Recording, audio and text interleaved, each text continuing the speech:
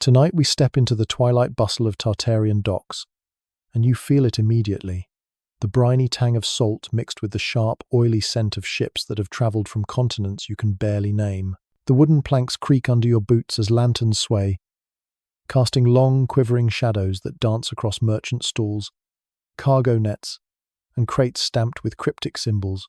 You trudge along the quay, your fingers brushing against rough rope, and notice that even in the fading light, the air vibrates with activity, haggling voices, the distant clang of metal, and the occasional cry of a gull circling overhead. So, before you get comfortable, take a moment to like the video and subscribe.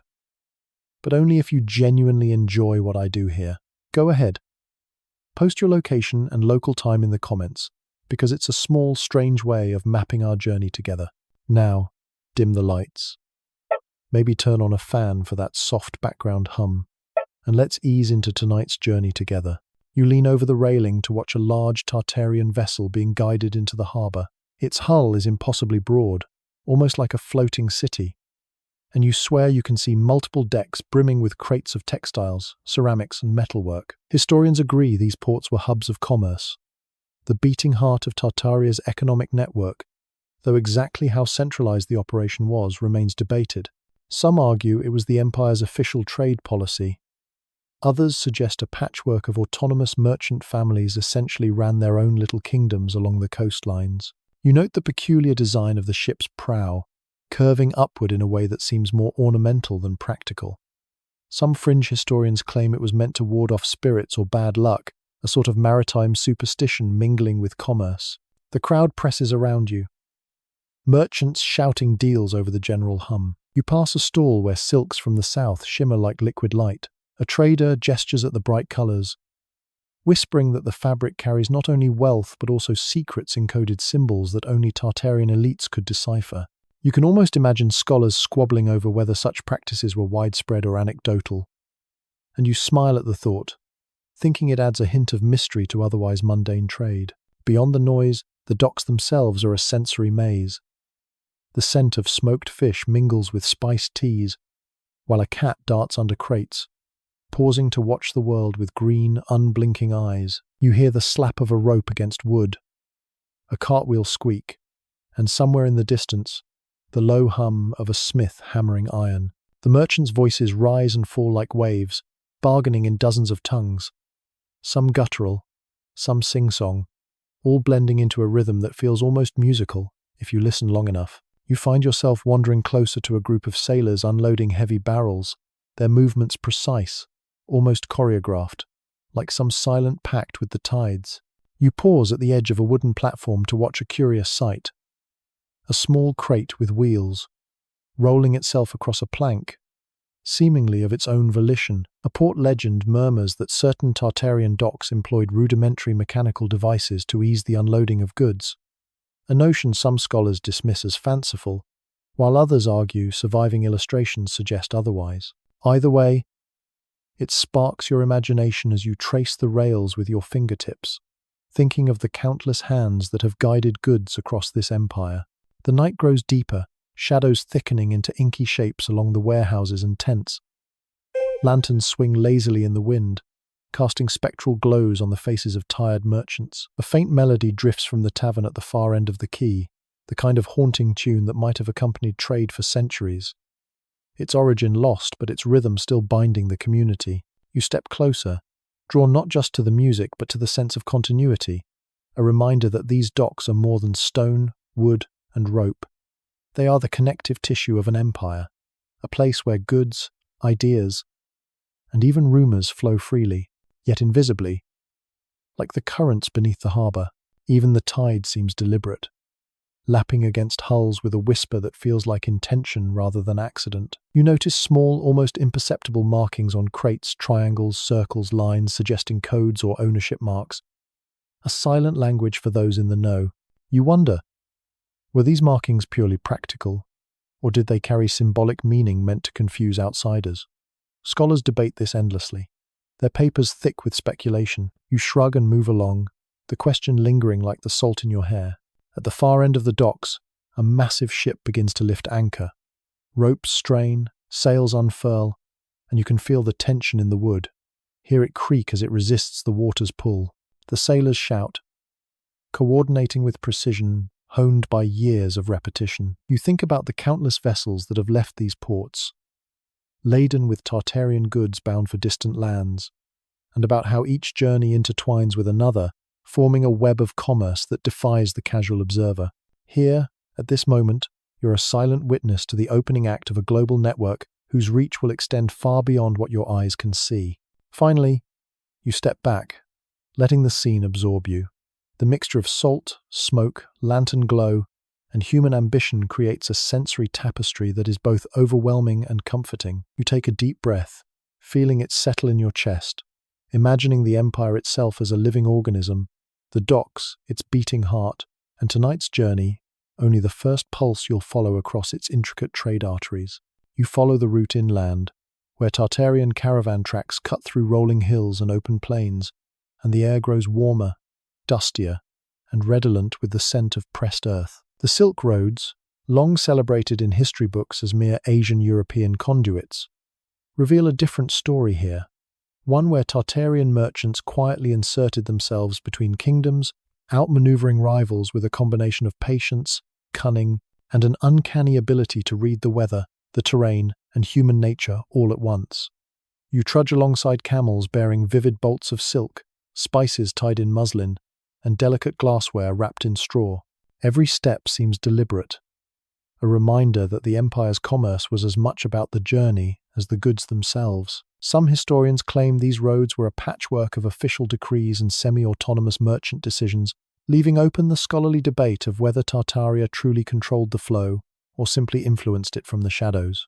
The sun beats down, and you notice the caravan leader's ritualistic gestures, a hand over the heart, a tap of a staff, a whispered chant. Fringe researchers suggest these gestures were not only superstition but also an encoded language to signal safe passage or impending danger. You squint at the horizon, seeing dust spirals rise where other caravans approach, their outlines shimmering like mirages. It's mesmerizing and a little absurd to think such a complex network could survive with so many moving parts. Yet here it is, thriving centuries before modern logistics. You joke to yourself that GPS satellites would have been very confused in this terrain. Passing a small encampment, you smell the mingling of camel sweat and simmering stew, spices sharp against the earthy backdrop. Children dart between tents, their laughter a reminder that trade was life. Yes, but also culture. Traders exchanged not only goods but stories, recipes, and rumors. One merchant shows off a vial of golden liquid amber resin from the north, polished and fragrant. Some believe these rare materials had quasi-mystical properties. Acclaimed scholars debate fiercely, pointing to texts that alternately revere and dismiss these substances. You brush the vial carefully with your sleeve, almost feeling the weight of history in your fingers. The terrain changes as you approach a gorge carved by centuries of wind and water. Narrow paths force caravans into single file, and you watch as goods shift and sway, balanced by ropes and skilled hands. You hear a heated discussion in a foreign tongue, the argument seemingly over whether a detour is safer or faster. You realize these moments of decision are where commerce becomes strategy. The flow of trade depends not just on roads but on judgment, intuition, and perhaps a little luck. Fringe theories suggest certain passes were deliberately altered, rocks shifted, paths widened to guide traders along preferred routes. An early form of empire-controlled logistics. You hum quietly at the thought, imagining the planners and engineers working centuries ago, unseen but omnipresent. As the caravan descends into a fertile valley, you notice the sudden appearance of exotic birds in brilliant plumage. Some are clearly imported from distant lands, a living testament to Tartaria's reach. You pause to watch a pair of them flutter around a water source, their colors dazzling against the muted valley backdrop. Scholars debate whether these imports influenced local myths, legends, and even architecture. Some suggest that the distinctive curved roofs of certain settlements were inspired by the flight patterns of such exotic creatures. You grin at the idea and continue forward, your attention drawn again to the rhythm of movement. Hooves on dirt, the slap of rope, the low murmur of conversation, the occasional sharp bark from a guard dog. Night falls and lanterns are lit along the caravan route. You trudge beside merchants preparing for sleep, their tents arranged in orderly patterns, fires crackling gently. The smell of cooking meat, pine smoke, and wet earth mingles, forming a sensory cocoon. Someone tunes a stringed instrument. The music quiet but oddly hypnotic. You reflect on the human element of trade. Long after contracts are written, after goods are counted, it is the people who make commerce, live, and breathe. Tartarian caravans were not merely moving commodities, they were moving culture, information, and influence across thousands of miles. You note the distinctive markers carved into nearby stones, triangles, crosses, and wavy lines. Legends claim these were guides for traders, indicating water sources, safe nights, or even warnings of rival merchants. Some historians dismiss these markings as generic landmarks. Others insist they formed a coded map system, a subtle framework underpinning Tartaria's entire trade network. You trace your finger along one of the lines, imagining the hands that carved it centuries before, wondering if they were aware of how far their influence would travel. A fire crackles nearby, casting flickering shadows across the tent flaps. And you sit for a moment, listening to the quiet hum of the valley, the vastness of the network, the rivers, deserts, mountains and roads you've only glimpsed, feels infinite. You can almost sense the pulse of commerce, slow and steady, like the heartbeat of the empire itself, linking distant settlements into one living organism. Every bolt of silk, vial of resin, or bird in a cage is a note in a symphony that played across continents, invisible to those who only ever see fragments. By midnight, you wander through the encampment, your boots pressing into soft earth cooled by the evening breeze. Lantern light glints on polished metal, and shadows stretch and blur. You pause to smell a bowl of spiced stew being served to a weary merchant, realizing that trade is survival, community, and ritual all at once. In this quiet hour, the vast network that seemed chaotic by day reveals itself as something far more sophisticated, an intricate choreography of people, goods, and routes, maintained over centuries by skill, tradition, and perhaps a touch of magic. You lie back briefly, staring at stars through the tent opening, feeling connected to traders whose lives played out long before yours, their stories whispering in the wind. The northern air bites now, sharper than the sun-baked plains you left behind, and you trudge through snow-laden settlements where the scent of pine mingles with wood smoke. Tartarian northern markets are a different rhythm entirely. Quieter, slower, almost meditative in the crunch of boots on frozen ground. You can see your breath mist in front of your face, a soft white halo, and your fingers ache despite the gloves, pressed against rough-hewn stalls that offer amber, furs, and rare minerals that glint in the weak sunlight. Historians agree these frozen outposts were vital to the empire's reach, serving both as trade hubs and as strategic points along northern passes. Though debates persist about whether the central authority actively controlled these settlements or merely benefited from their commerce, you notice a frozen canal winding between the wooden warehouses, its surface shimmering under a thin sheet of ice. Legend whispers that Tartarians used such canals not just for transport but through techniques. Now lost some fringe, researchers suggest rudimentary heating systems or ice harvesting methods that allowed goods to move even when rivers froze solid. You trudge alongside the canal, listening to the soft groan of ice under distant sleds, imagining the ingenuity required to maintain commerce in such conditions. The tactile sensation of cold metal railings under your gloves is almost shocking, and you shiver at the thought of how merchants managed entire caravans under these extreme conditions. A vendor waves you over, presenting a fur trimmed in brown and gold. You run your hand along it, feeling the dense, luxurious softness. He tells you it comes from a herd deep in the northern tundra, and some claim these furs could insulate a person against the harshest winter storms. Scholars argue whether such claims are exaggerated or if northern trade routes themselves were only possible due to these seemingly mundane items. You nod politely, amused by the mix of practical and mystical reputation these goods have acquired over time. The crunch of snow underfoot accompanies the low hum of distant conversation. Merchants argue over pricing with breath steaming in the cold, voices layered with dialects you barely recognize. Sleds carrying crates of amber trundle past, bells jingling softly with each step. You notice cryptic marks etched into some crates, resembling those you glimpsed along caravan roads farther south. Some suggest these are ownership symbols. Others posit they contain route codes, meant to ensure parcels reach the correct hands in a vast, opaque system. You trace a finger along one mark, feeling a subtle groove, imagining the hands that made it centuries before.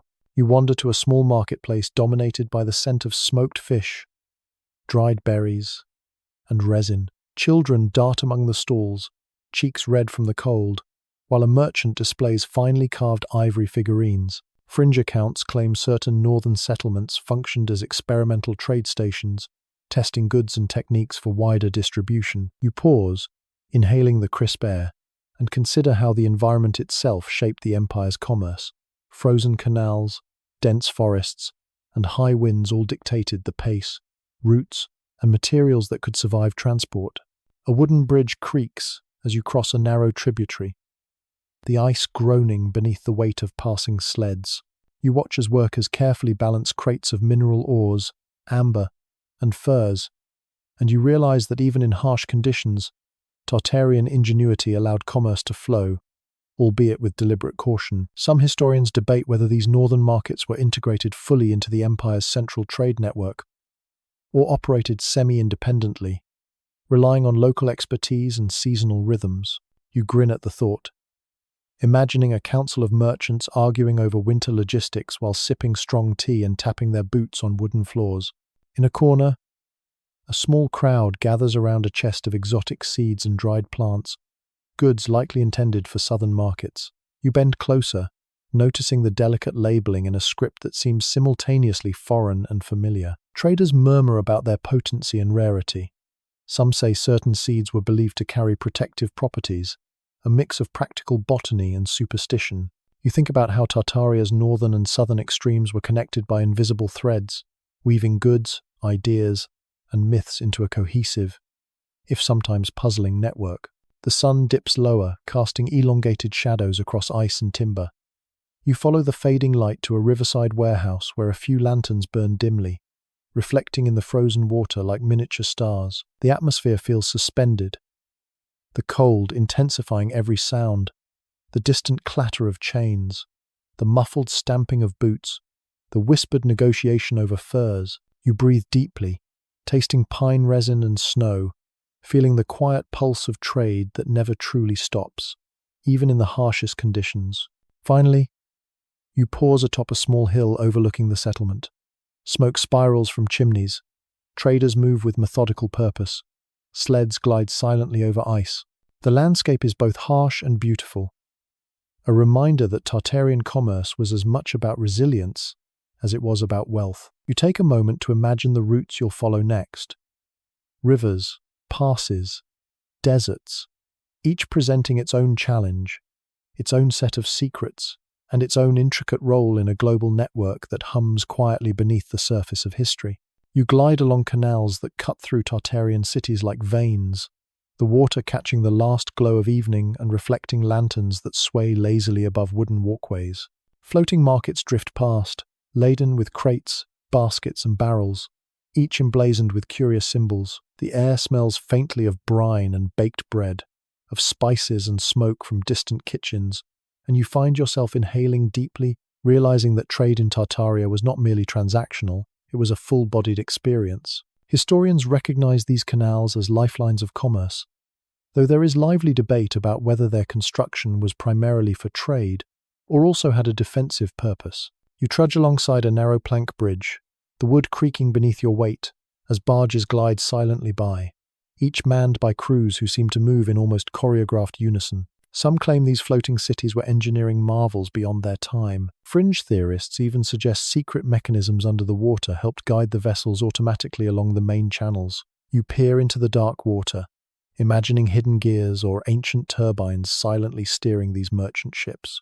Whether fantasy or fact, it adds a layer of wonder to the experience, and you smirk at the thought of modern engineers scratching their heads over what is, after all, centuries-old wood and rope. The canal-side stalls brim with oddities, glowing jars, bundles of exotic herbs, delicate porcelain painted with impossible landscapes. You brush your fingers over a carved crate that seems to hum faintly. Perhaps a trick of echoing footsteps. Perhaps something else entirely. Merchants shout, negotiating prices in a cacophony of languages. Some guttural and clipped, others melodic and long. You catch snippets of deals: silk for amber, spices for furs, a rare mineral for a set of gilded cups. Scholars argue whether these goods traveled freely along the canals, or if imperial agents meticulously oversaw every transaction. Either way, you can't deny the current of order beneath the apparent chaos. You step onto a floating platform where a small gathering watches a performance. A troupe of acrobats, balancing atop barrels, juggling copper coins. Their movements are precise, hypnotic even, and you notice that this spectacle is not merely entertainment. It functions as a subtle advertisement of prosperity, a signal to passing merchants that the canal hub is both safe and wealthy. Fringe accounts hint that such performances were a Tartarian invention, part ritual, part psychological strategy to maintain loyalty and awe. You grin at the notion, thinking about how clever human ingenuity can be when showmanship meets commerce. Passing under a carved stone bridge, you notice inscriptions along its arch. Tiny symbols etched deep into the surface seem almost like a secret language. Some historians argue they were simple marks of ownership or construction. Others contend they encoded routes, times, or even tariffs, a hidden ledger etched in stone. You trace the grooves lightly with your fingers, feeling the cold marble, and imagine the artisans who labored here centuries ago, leaving messages that only the initiated could fully read. The barges creak as they slide past your viewpoint. The lanterns glow, flickering on water that seems impossibly still. You catch a faint whiff of tea being brewed, spices mingling in the steam. The rhythm of commerce is hypnotic. Oars dip, ropes tighten, wheels grind. You notice a crate with tiny, delicate birds, their feathers iridescent in lantern light. Exotic animals, brought across continents, are as much a part of trade as silk or spice. Scholars debate whether these imports shaped local myths or were purely ornamental. Either way, the effect is mesmerizing. Night deepens, and the city becomes a labyrinth of reflections. You follow the gentle lapping of water to a warehouse where goods are meticulously catalogued. Workers, lantern light glinting on tools, move crates with a careful precision that seems almost meditative. You pause to listen. The low hum of conversation, the slap of wood against wood, the occasional cry of a gull returning to the water. There is something intimate in this quiet orchestration, the sense that each action, each movement of goods, each whispered negotiation is part of a larger rhythm, a symphony of trade, life, and empire. As you step back, taking in the scene, you notice a barge slowly turning to leave, its captain silhouetted against the glow of the moon. You imagine it moving silently through the labyrinth of canals, carrying rare silks, furs, minerals, and stories to distant ports. This is the essence of Tartarian commerce, a seamless, interconnected network that blends engineering, strategy, ritual, and human tenacity. You can almost feel the pulse of the empire through the gentle sway of the water, a quiet reminder that trade is both a practical enterprise and a living, breathing organism. Finally, you step onto the canal's edge, toes touching the water, feeling the coolness against your boots. Lanterns reflect like scattered stars, and a distant bell tolls, calling the city to a pause, a nightly breath before the rhythm resumes. Floating cities, you realize, are more than a means of transport. They're a stage where the empire's ingenuity, ambition, and subtle mystique converge. You let your eyes linger on the ripples, imagining the untold stories hidden in the currents, the secrets carried silently beneath the moonlit surface. You step into a sun-dappled market where the air is thick with the sharp, sweet scent of spices arriving from southern islands. Cinnamon, cardamom, and a pungent resin you can't quite place swirl together, tugging at your senses and memories in ways that feel both familiar and utterly foreign. Tartarian merchants move between stalls with quiet authority, balancing small bundles of rare ingredients against long-standing rivalries. Mainstream historians agree that spices were among the empire's most lucrative commodities. Yet debates persist over whether Tartaria monopolized trade through strict oversight or relied on a subtle web of influence and favors. You follow a merchant whose hands are stained dark from turmeric, noting the deft way he measures, wraps, and exchanges, as though every movement is a ritual. Among the crates, you notice a small, locked box, painted with intricate geometric patterns. Fringe historians suggest that some Tartarian agents used such boxes to secretly control the flow of rare spices, ensuring wealth remained concentrated in the hands of a few. You lean closer, inhaling the mixture of clove and ginger, imagining how powerful such control could have been. Traders whisper to each other, and occasionally a hand brushes the box as if to test for weight or content, hinting at secrets carefully guarded across the empire. The air vibrates with tension and curiosity, a reminder that trade here is never merely commercial. It carries social and political weight. You pass a stall where peppercorns tumble like dark rain from a wooden scoop into woven baskets. You notice the merchant's subtle eye contact with another trader across the market, an unspoken signal that seems to coordinate pricing or exchange. Scholars debate whether Tartarian marketplaces were entirely regulated, or if informal networks like these quietly dictated the flow of goods. You chuckle to yourself, thinking about the audacity and subtlety required to manage commerce without a single official ledger overseeing every transaction. The market is not merely practical, it is theatrical. A group of children chase each other around, barrels stacked high with nutmeg and saffron, their laughter echoing against the timbered stalls. A pair of musicians plays a flute and drum, the rhythm pulsing lightly in your chest. Fringe accounts claim these performances were used to maintain morale and subtly advertise the prosperity of merchants, ensuring customers returned for more than just commodities. You pause to watch, noting how trade and culture blend seamlessly here, and you imagine the same rhythms repeated for generations. A particularly pungent aroma catches your attention.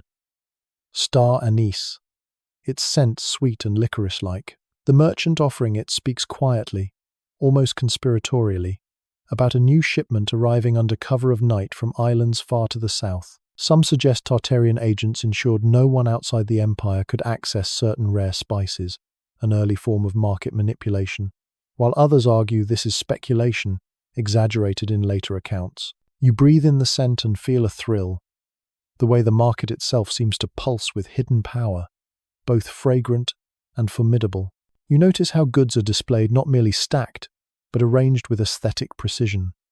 Silk scarves drape over barrels of saffron, jars of resin glint like amber alongside baskets of cloves. Fringe theories propose that this arrangement was a coded message, signaling alliances, trade routes, or even imperial decrees disguised as decoration. You find yourself tracing the patterns with your eyes, wondering whether merchants, intentionally or unconsciously, communicated volumes through the way they displayed their wares. The southern spices, however, are not just culinary.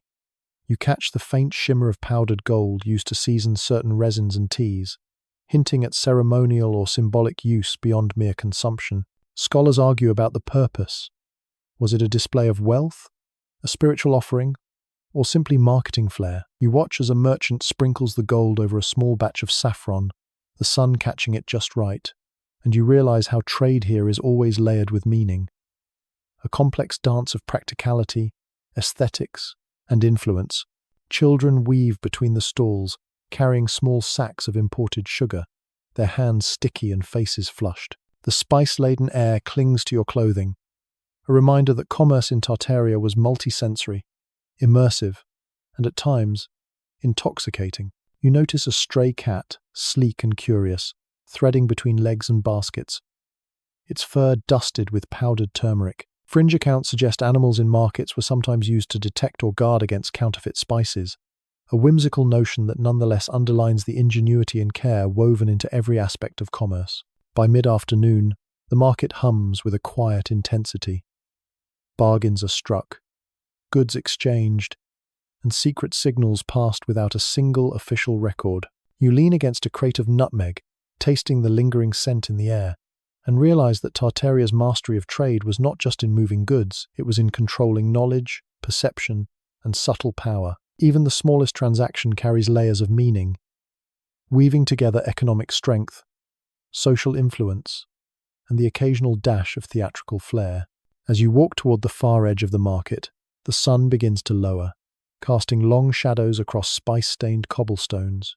Lanterns begin to flicker in anticipation of evening, reflecting on polished surfaces and metallic jars. The marketplace, alive with history and subtle intrigue, seems almost sentient. You take a deep breath, letting the heady aromas fill your lungs, and you know that this is just one node in a network spanning deserts, mountains, rivers, and oceans, a network pulsing quietly, deliberately, invisibly, across the empire, hinting at power and secrets beyond immediate sight. You trudge across scorching dunes where the sun beats down relentlessly, turning sand into gold-tinted glass under your boots. The desert wind whips against your face, gritty and unrelenting, carrying with it the faint aroma of spices from distant southern markets and the dry tang of earth baked by centuries of sun. Tartarian caravans move like living serpents across the dunes, camels straining under the weight of crates filled with silks, precious metals, and ceramic vessels. Historians agree these desert routes were vital for linking southern ports to inland settlements, though there remains debate over whether they were officially sanctioned by the empire or operated largely through clandestine merchant networks. You shield your eyes from the glare and watch the caravan's rhythm, a slow, purposeful cadence, punctuated by the soft jingle of harness bells. A sudden gust sweeps sand across your path, stinging your cheeks. Fringe accounts whisper of ancient Tartarian techniques to predict sandstorms, using both astronomical observation and what some describe as subtle earth signals.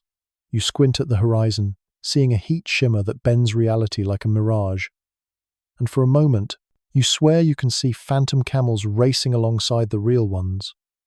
You chuckle quietly, realizing how easy it would be for myths to spring from mere survival tactics in this environment. You pass a merchant inspecting a crate of rare minerals, polishing each piece carefully. He explains, almost conspiratorially, that these stones are destined for northern markets, traded in bundles alongside furs and amber. Some scholars suggest that mineral shipments formed a crucial economic backbone, supporting both local artisans and imperial coffers, while others argue the scale of such trade may have been exaggerated in surviving records. You pick up a small shard, cold and smooth against your palm, imagining the hands that first mined it centuries ago and the intricate journey it has taken across mountains and sands.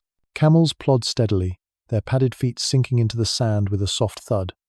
You notice the carefully constructed packs, balanced so expertly they barely sway, a testament to Tartarian ingenuity. Fringe historians claim some caravans employed rudimentary yet effective pulley systems to shift loads mid-journey, reducing strain and preventing loss.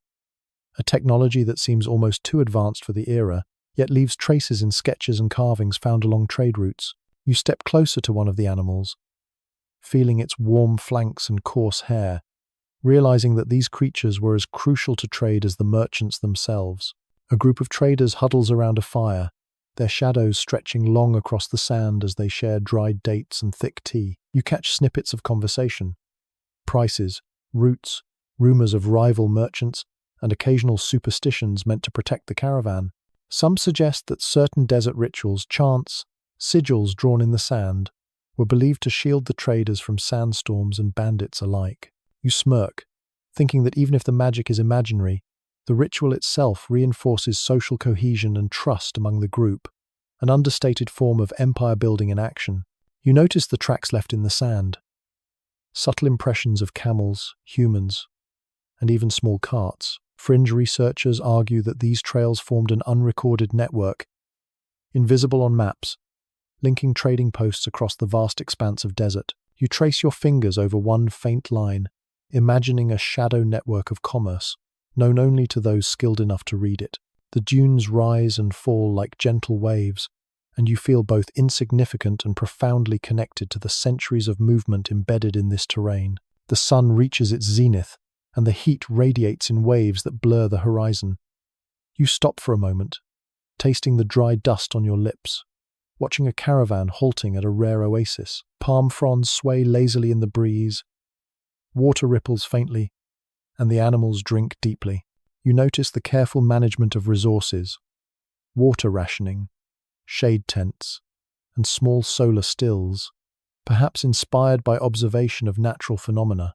Scholars debate whether such technologies were widely used or localized experiments, but the ingenuity and discipline are unmistakable. At dusk, the desert sky shifts to amber and violet, stars pricking the fading light.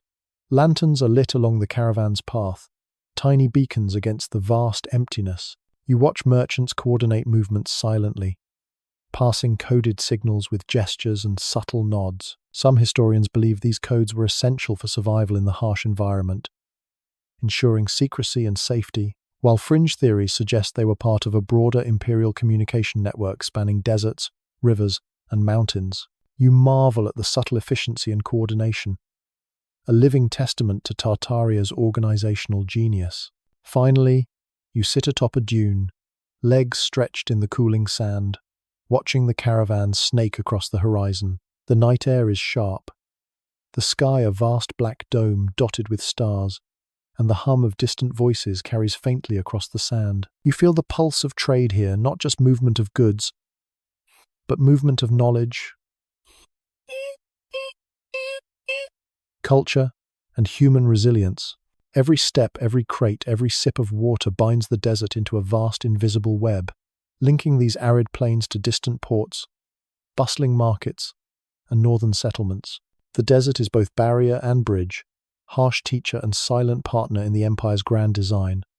And as you trace the caravan's path disappearing into the night, you realize this network is alive, breathing, and quietly enduring across the centuries. You ascend misty mountain passes, the air thinning and tasting faintly of pine and cold stone. Each step is deliberate, boots crunching on gravel, as you navigate switchbacks carved into cliff sides. Here, trade takes on a different character. Tartarian miners and merchants converge, exchanging metals, gemstones, and rare herbs, their goods balanced on mules and in crates precariously strapped to sledges. Historians note that these highland routes were strategic choke points, critical for linking resource-rich regions with lower valleys and distant cities, though debates persist about whether these passages were fully under imperial oversight or left to local governance. You inhale the crisp air, watching clouds drift below you, and feel the thrill of standing on thresholds where commerce, danger, and ingenuity meet.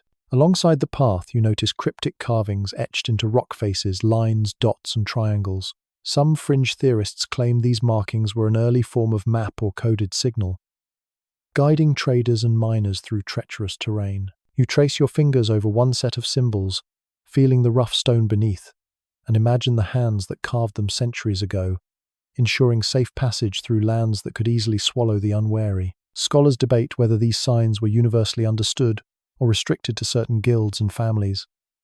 A subtle hierarchy encoded in stone. A miner waves to you from a narrow ledge, balancing a basket of glittering ores. He explains that certain minerals are not just valuable but also used in crafting specialized tools for other trade routes.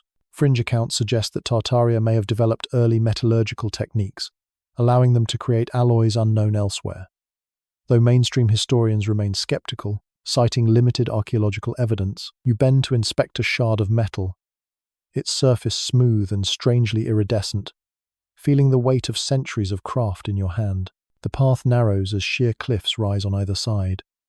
A sudden gust of wind sends a swirl of dust and small pebbles skittering across your feet. You watch as a merchant steadies his load, tying ropes around crates with meticulous care. The terrain dictates trade here, forcing ingenuity and discipline, shaping the movement of goods as surely as any decree or market law. You grin, thinking that the mountain itself is an unspoken participant in the empire's commerce. Higher still, you encounter a small settlement perched on a rocky outcrop. Smoke spirals from chimneys. Animals stir in enclosures.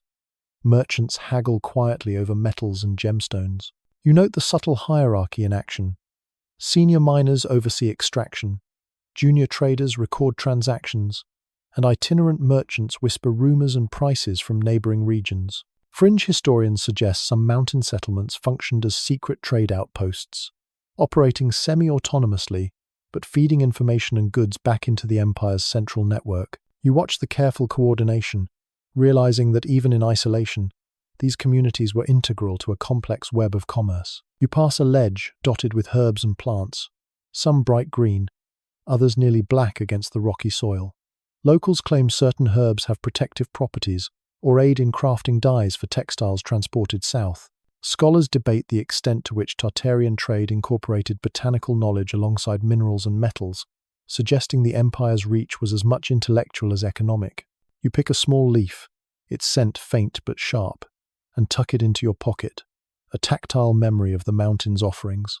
The sun dips behind jagged peaks, casting long shadows that stretch across narrow valleys. Lanterns flicker in mountain dwellings, illuminating crates, ropes, and carefully stacked tools. A distant clatter of metal suggests late-night preparation. Loads must be ready for descent. Shipments cannot wait for comfort or leisure. You notice subtle signs of ingenuity: pulley systems, makeshift ramps, and carved grooves in rocks that guide sledges safely down slopes. Fringe theories suggest some of these devices were designed to automate trade, a precursor to engineering marvels later associated with the empire. Night falls, and mist curls through the valleys. You pause on a rocky outcrop, breathing in the sharp, thin air. Below, lights twinkle like terrestrial stars, settlements clinging to cliffsides, connected by paths that are equal parts danger and necessity. You feel the pulse of Tartaria's mountain trade, a delicate balance of skill, knowledge, and endurance, linking mineral-rich peaks to distant markets, where goods will transform into wealth, influence, and culture. Every lantern, every crate, every carefully balanced sledge is a testament to human ingenuity and the Empire's subtle, pervasive control. Finally, you settle near the edge of the pass, listening to winds sigh through narrow valleys. The moon rises, casting silver light across jagged peaks, and you watch a caravan begin its cautious descent. You imagine the countless journeys these traders have made, moving metals, herbs, and knowledge down from the highlands, contributing silently to a network that spans deserts, rivers, and frozen northern markets. Mountains may be barriers, but in Tartaria, they were also conduits, shaping commerce, culture, and the quiet, unbroken pulse of empire. You step onto the wide banks of a Tartarian river, its surface smooth and dark, reflecting the overhanging trees and the soft glow of lanterns from nearby settlements. Water lapping gently against hulls creates a soothing rhythm, and you realize immediately why rivers were often called the arteries of the empire. Barges and small boats drift by, laden with textiles, ceramics, grains, and exotic materials, the crews maneuvering with practiced precision. Historians agree that rivers were crucial to moving bulk goods efficiently, yet debates continue over whether overland routes or waterways truly dominated Tartaria's trade. You trail a finger through the cool current, imagining centuries of commerce flowing silently beneath the surface, the empire's lifeblood carried by oars and currents alike. Along the shore, floating markets drift lazily, stalls suspended on rafts and connected by planks. The air is scented with smoke from cooking fires, wet wood, and the faint tang of fish from nets set nearby. Fringe accounts suggest some river vessels were equipped with rudimentary mechanisms to maintain stability in swift currents, hidden keels, weighted hulls, or clever ballast systems that seem almost too advanced for the period. You watch as a small barge adjusts effortlessly to the current, crews shouting instructions, and you imagine engineers long gone, their designs surviving only in whispers and sketches. You pass merchants weighing crates of grains against small bundles of metal ingots. Bargaining is both art and ritual. Gestures, glances, and coded phrases determine value as much as coin. Scholars debate whether river trade was tightly regulated by the empire or functioned as a semi-autonomous network of guilds and local officials. You observe subtle hand signals between traders across a barge, tiny yet loaded with meaning, hinting at alliances, rivalries, and unspoken agreements. A smile tugs at your lips, realizing that commerce here is as much about human nuance as it is about cargo. Alongside the riverbank, you notice crates labeled with exotic script, some embossed with symbols you recognize from northern markets. Tartarian trade was remarkably interconnected. Goods from the frozen north could appear here beside southern spices, coexisting in a delicate balance of supply, demand, and timing. Fringe historians speculate that some river routes were intentionally mapped to synchronize shipments across the empire, creating a rhythm of commerce invisible to outsiders but palpably present to those who lived it. You run your hand across a crate of amber, its smooth surface cool against your palm, feeling the weight of distant landscapes in your fingers. The river itself is a theatre of movement. Small ferries ferry passengers and traders, oars slicing water with a soft hiss. You notice a pair of floating lanterns bobbing past, guiding a barge along a narrow channel. Fringe accounts suggest lantern placement could signal safe routes or warn of rival merchants. A subtle communication system layered atop the commerce. You trace the ripples they leave behind, thinking of how even the simplest gestures carried profound significance in this intricate network. The air carries a faint aroma of fresh bread and smoked meats from settlements dotting the riverbanks. Children run barefoot along planks, laughing and playing as elders keep careful watch. Exotic animals, small crates of birds and mammals, are unloaded with care, their cages rattling softly. Scholars debate whether such imports influenced local culture or simply served as status symbols, a tangible reminder of the empire's far-reaching connections. You bend down to watch a pair of brightly coloured birds, their feathers flicking in the evening light, and consider how commerce and spectacle intertwine seamlessly in Tartaria. As dusk deepens, the river reflects the rosy sky, creating a surreal mirror image that blurs the boundary between water and heavens. Lanterns from docked barges shimmer, and the rhythmic splash of oars forms a meditative cadence. You notice subtle features on hulls' reinforced beams, carved motifs, carefully stacked cargo that hint at centuries of iterative design. Fringe researchers argue that some vessels may have incorporated early forms of modular construction, allowing them to be reconfigured for different cargo types, a concept decades ahead of its time. You trace the pattern of planks and rope, imagining the ingenuity required to navigate these waterways safely and efficiently. Night falls fully, and the river hums with quiet activity.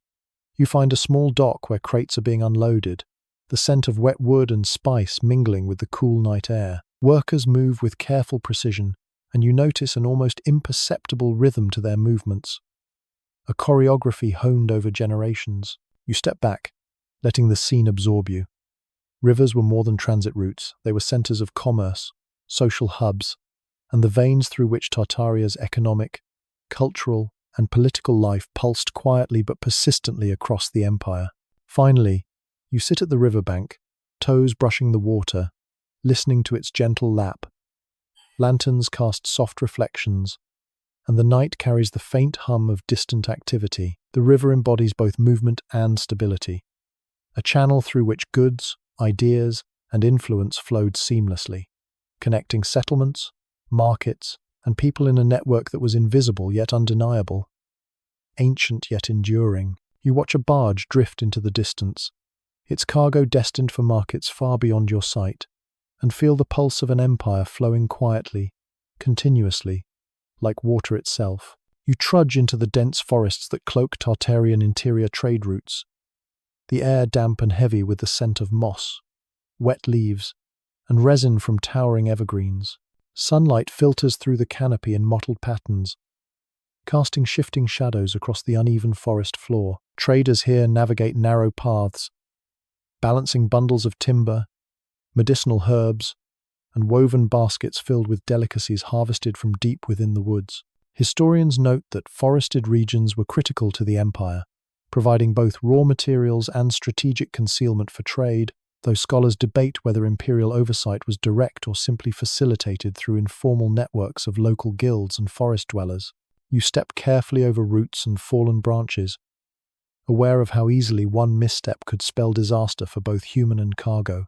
Alongside the path, you notice small markings carved into tree trunks, X's, circles, and lines. Fringe historians suggest these were coded signals indicating water sources, safe resting spots, or warnings of hazards, a silent language only intelligible to seasoned traders. You trace a finger over one mark, feeling the rough bark beneath, imagining centuries of footsteps guided by this subtle, living map. The forest seems alive with quiet industry, each rustle of leaves or snap of a twig hinting at hidden movement, human or otherwise. A trader pauses, adjusting his load of dried herbs, and gestures for you to look closer. Within the bundles, you spot delicate flowers whose petals shimmer faintly in the filtered sunlight. Fringe accounts suggest certain plants were believed to have protective or even magical properties, used in rituals or to curry favor with influential merchants.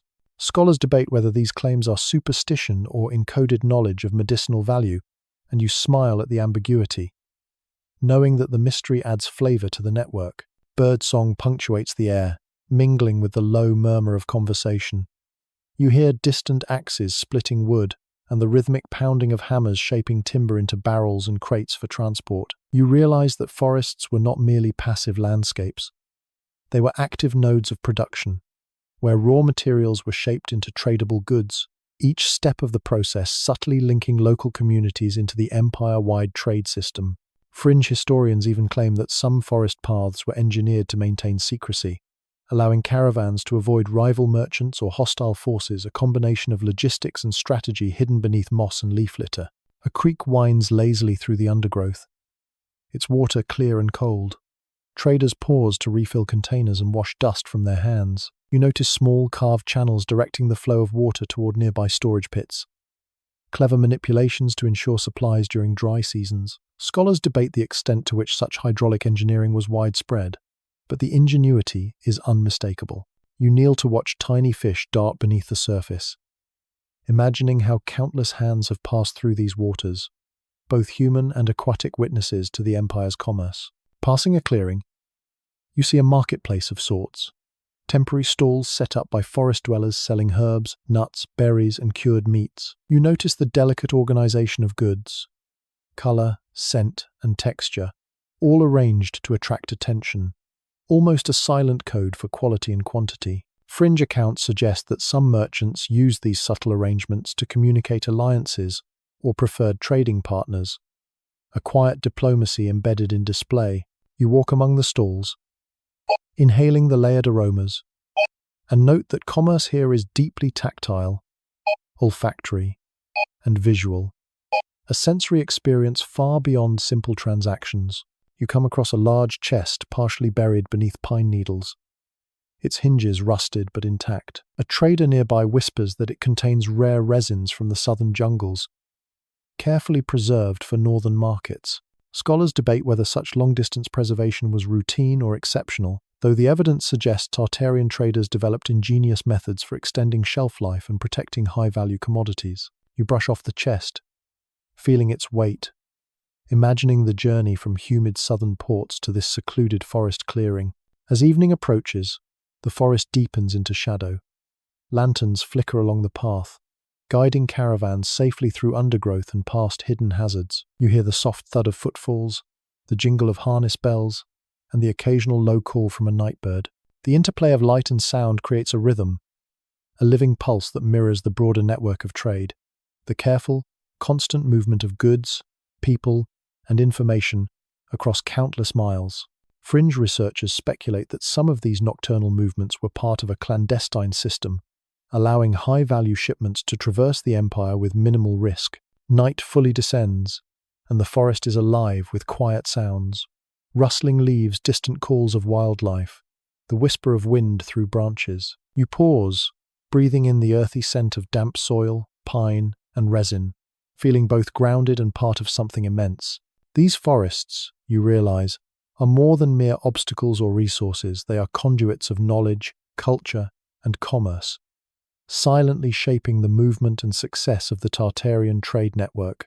You watch a caravan disappear into the darkness, lit only by faint lanterns, and understand that even in isolation, these woodland routes pulse with the same lifeblood as rivers, deserts, and mountains: connection, ingenuity, and continuity. You trudge into bustling coastal ports where the tang of salt hangs thick in the air, mixing with the aromas of fish, tar, and exotic spices. Ships sway gently in the harbor, their hulls painted bright, sails folded neatly, and decks crowded with crates, barrels, and sacks. Historians acknowledge these ports as critical nodes connecting Tartaria to distant lands, though there is lively debate over whether the empire maintained direct control over maritime routes or relied primarily on merchant fleets with tacit imperial approval. You step onto a wooden dock, hearing the slap of waves against timbers, the creak of ropes, and the low hum of conversation, realizing instantly that sea trade is a ballet of coordination, risk, and timing. Small vessels dart in and out, ferrying goods to larger ships anchored offshore. Fringe accounts suggest that some Tartarian vessels were equipped with early forms of navigational tools, rudimentary compasses, or sighting instruments that gave them an edge over rival traders. You watch a captain adjust a sail with deft precision, noting how the sun reflects off the water and highlights the colorful banners fluttering above, signaling allegiances, cargo types, or simply prestige. Scholars debate whether these innovations were widespread or limited to elite fleets. But the ingenuity is undeniable. Crates spill open on the docks, silks glimmer in the sunlight, ceramics clink softly, and exotic herbs release pungent fragrances that mingle with the briny scent of seaweed. You pass merchants weighing spices against coins, negotiating in multiple languages simultaneously. Fringe historians claim that Tartarian ports were designed not just for commerce but also for subtle intelligence, gathering information about distant lands, political shifts, and potential trading partners flowed alongside tangible goods. You smile, thinking that even centuries ago, knowledge was a form of currency, just as valuable as gold or silk. A group of dockworkers hoists barrels of resin from the hold of a ship. The work is rhythmic, almost meditative, and the occasional splash of water adds a percussive note to the labor. You notice carved marks on the barrels, triangles, lines, and dots similar to those seen in northern and forested markets. Scholars debate whether these markings were purely utilitarian or formed part of a coded system transmitting shipment details, ownership, or route instructions. You trace a groove with your finger, marveling at the continuity of symbols across the Empire's trade network. Nearby, exotic animals are unloaded from cages. Parrots with brilliant feathers, small mammals, and even reptiles in watertight crates. Fringe accounts suggest these creatures were not only luxury items but also living representations of the Empire's global reach, sparking wonder and status among elite buyers. You pause to watch a parrot hop gracefully from perch to hand, its cries bright against the murmur of trade. Scholars debate whether such imports influence local folklore, religious practices, or fashion trends, and you consider how commerce extends far beyond material goods into culture itself. Children play along the edge of the docks, chasing stray ropes and clambering over crates, while elders supervise, their eyes scanning for danger or opportunity. You inhale the mixed scents of tar, brine, and exotic herbs, realizing that Tartarian ports were sensory hubs, places where commerce, culture, and strategy intertwined in every glance, gesture, and transaction. Fringe theories suggest that certain dockside rituals, chants, lighting patterns, or ceremonial unloading may have functioned as signals to merchants at sea, or even as warnings of pirate activity. You chuckle, imagining a pirate captain scratching his head at the apparent chaos, unaware it was a carefully orchestrated system. As the sun lowers, casting golden hues across the water, lanterns are lit along piers and decks. You watch traders signaling to incoming ships with flags and torches, a visual language both practical and symbolic. Scholars argue about the degree of standardization versus improvisation in these communications, but the result is the same. Goods move efficiently, alliances are subtly signaled, and commerce continues unabated. You feel the rhythm of the port as almost musical, a pulse of activity connecting the Empire to distant shores, each movement deliberate, calculated, and essential. Night falls, and the harbour glows softly with lantern light, reflecting in rippling water. Boats drift quietly, loaded with silk, spice, minerals, and knowledge, while merchants tally cargo and adjust shipments for the next day's voyage. You step back, toes brushing the dock, listening to the gentle lapping of waves and the faint creak of rigging. These ports are more than trade hubs. They are living systems, converging points of goods, information, and influence, quietly orchestrated to maintain the flow of an empire that stretches far beyond the horizon. Finally, you watch a ship glide out toward the open sea, its lanterns flickering like fireflies. You imagine the distant lands it will reach, the deals it will facilitate, and the stories it will carry home. Tartaria's maritime network is a web of movement and connection, an intricate ballet where skill, strategy, and subtle signaling ensure commerce flows seamlessly across continents. The harbour grows still, but you know that the pulse of trade never truly sleeps. It simply moves beneath the surface, waiting for the next tide, the next shipment, the next whisper of the empire. You trudge into Tartarian desert ports where the air shimmers with heat and the scent of salt, spices, and sun-baked clay hangs thick around you. Sand crunches under your boots as you navigate narrow streets lined with low, whitewashed buildings. Merchants gesture vigorously across crowded marketplaces, balancing woven baskets of dates, salt, and silks atop their heads or strapped across camels. Historians note that these desert ports connected inland trade routes to distant maritime networks, although debates persist over the degree of direct imperial control versus autonomous merchant governance. You squint against the glare, feeling the pulse of commerce in the rhythmic clatter of hooves and the distant calls of traders coordinating deliveries. A caravan unloads barrels of fragrant oils, their surfaces glinting with sun and occasional streaks of resin. Fringe historians suggest some desert ports employed subtle methods of refrigeration or preservation using underground chambers or evaporative cooling pits, a technique whose specifics have been lost to time. You peer at one such chamber, its entrance shadowed, imagining the ingenuity required to maintain delicate goods in a blazing, arid environment. Scholars debate whether such technologies were widespread or limited to elite trade centers. Yet the evidence of experimentation is compelling. Children run barefoot through the market, dodging camels and goats, their laughter ringing against sun-baked walls. You notice small jars of powdered minerals, brightly colored and arranged with almost artistic precision. Fringe accounts claim these arrangements encoded trade routes or signaled alliances between merchants, a subtle communication system operating beneath the surface of apparent chaos. Scholars argue whether such symbolic practices were widespread or localized curiosities. You touch a jar gently, imagining centuries of hands that organized, transported, and traded it across dunes and deserts. A merchant approaches you, carrying a crate of precious gemstones from northern mountains. He explains in low tones that some stones were deliberately concealed under ordinary goods during shipment to avoid attracting attention. Fringe theorists speculate these tactics extended to entire desert networks, with hidden caches and coded routes forming an invisible infrastructure linking disparate settlements. You nod, appreciating the delicate balance of secrecy, trust, and strategy that underpinned these desert trades. The market hums with life, the clatter of scales, the low murmur of bargaining, the occasional outburst of laughter or frustration. Spices from southern islands, salt from inland mines, and rare minerals from distant mountains converge in a riot of color, scent, and texture.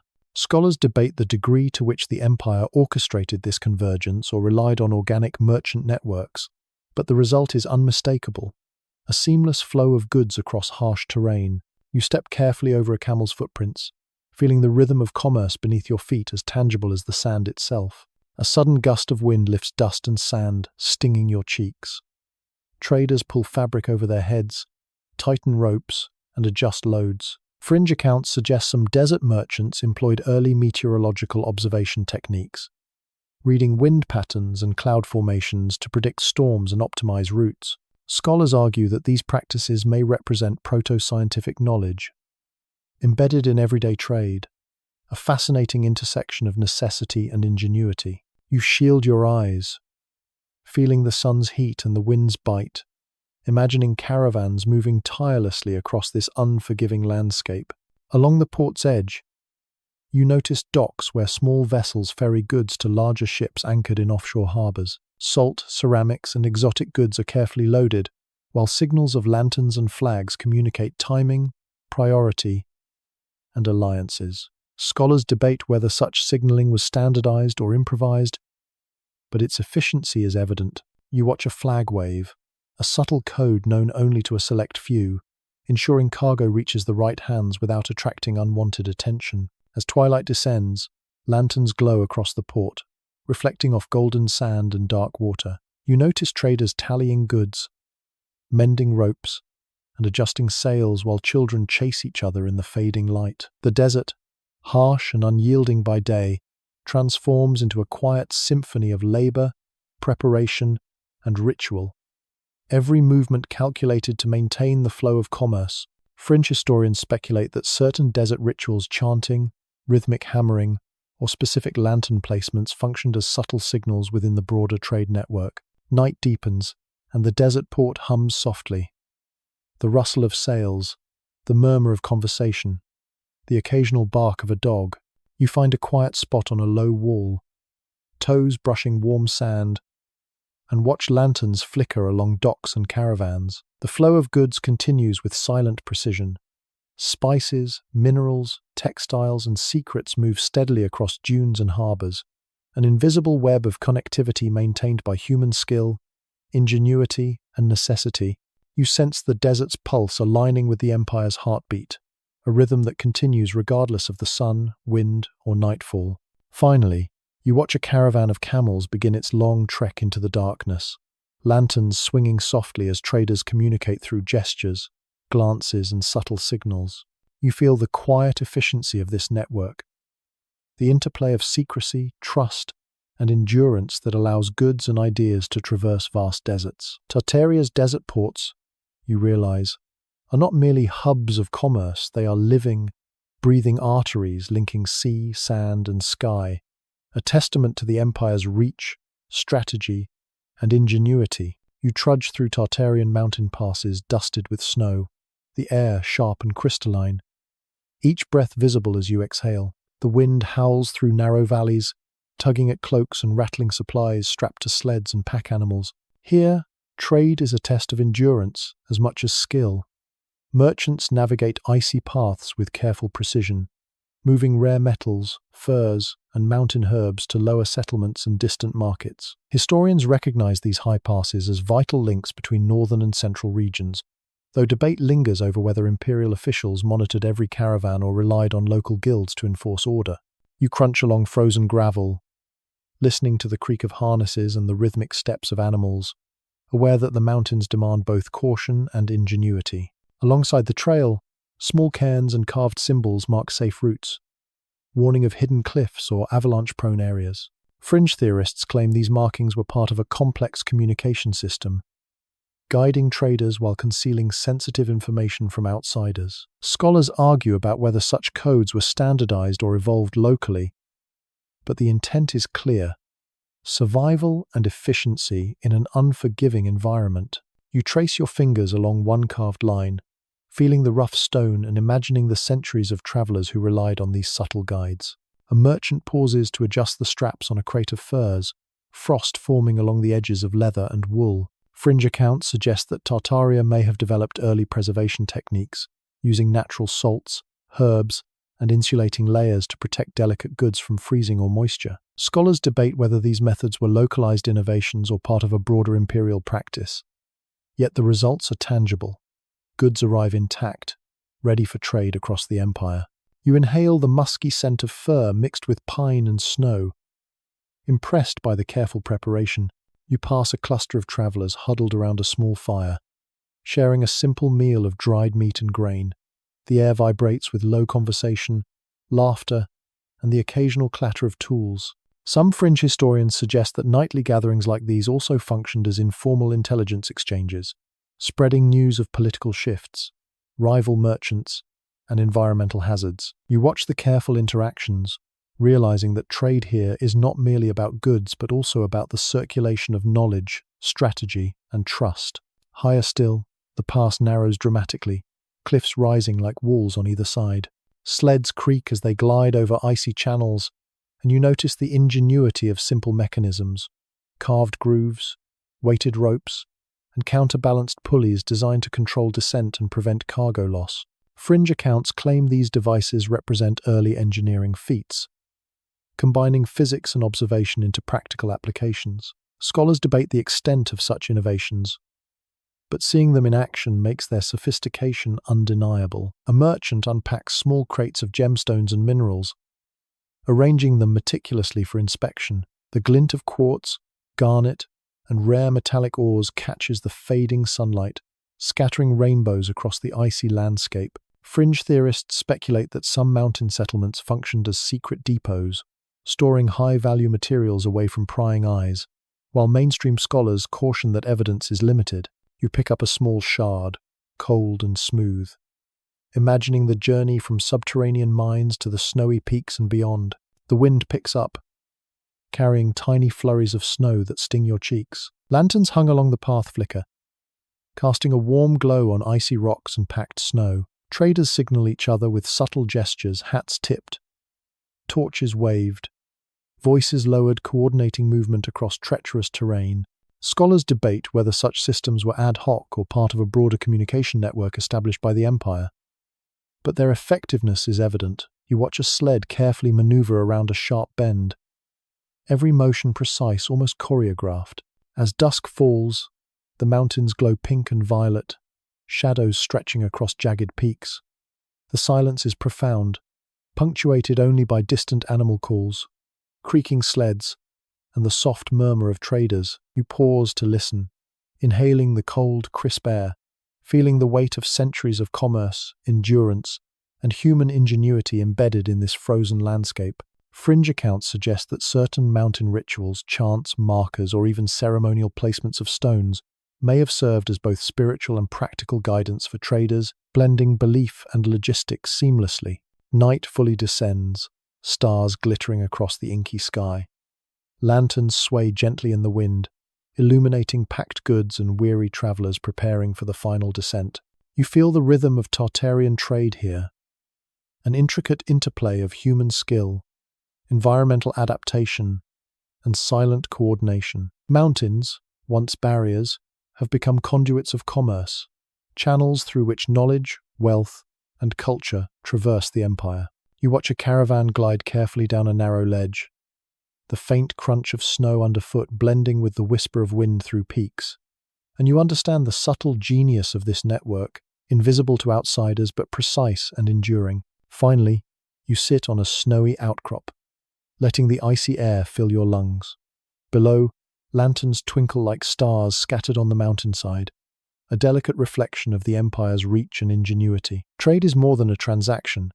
It is survival, ingenuity, and quiet mastery over nature itself, a testament to the empire's enduring pulse across mountains, rivers, forests, and deserts. The rhythm of movement continues, invisible yet palpable, linking every node, every traveler, every crate in a delicate, unbroken web of commerce. You trudge into Tartarian northern plains where the wind is cold, sharp, and carries the faint metallic tang of distant mines and grazing livestock. The grass ripples beneath your boots, flattened here and there by wagons, herds, and traveling merchants. Traders move with purpose, their carts laden with furs, grains, and metals, pulled by sturdy horses accustomed to long journeys across flat, open terrain. Historians note these plains were essential for linking northern resource hubs to mountain passes and rivers, though debate persists over whether Tartaria's presence was direct or mediated through alliances with local clans.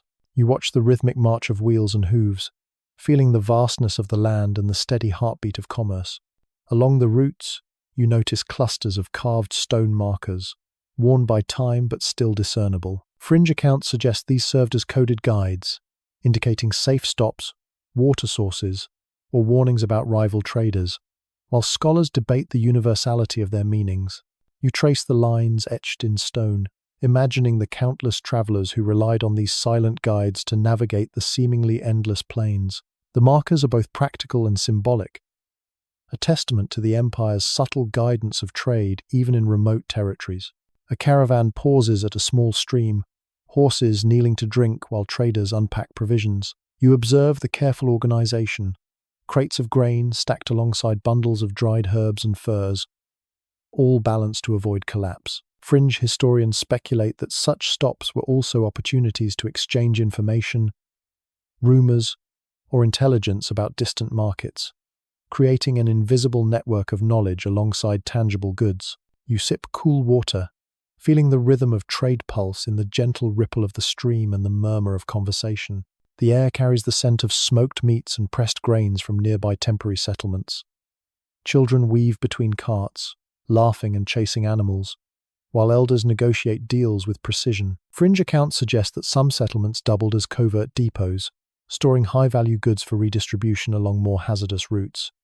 Though mainstream scholars caution that evidence is limited, you run a hand along a horse's flank, feeling the strength and endurance that made these plains traversable and trade viable. You notice small bundles of wildflowers and medicinal herbs tied to wagon sides, their scents mingling with the earthy aroma of the plains.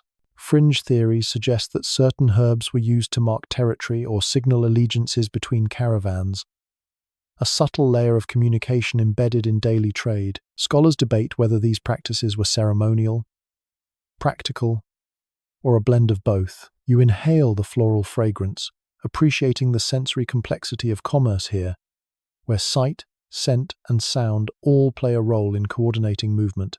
The horizon shimmers under the late afternoon sun, revealing distant hills and the silhouettes of other caravans converging on the same route. Traders wave, exchange quick greetings, and sometimes adjust loads to maintain balance and efficiency. Fringe historians claim that some caravans use these encounters to share strategic information, subtly shaping regional trade flows. You note the smooth coordination, wondering how much of the empire's invisible influence relied on such informal networks.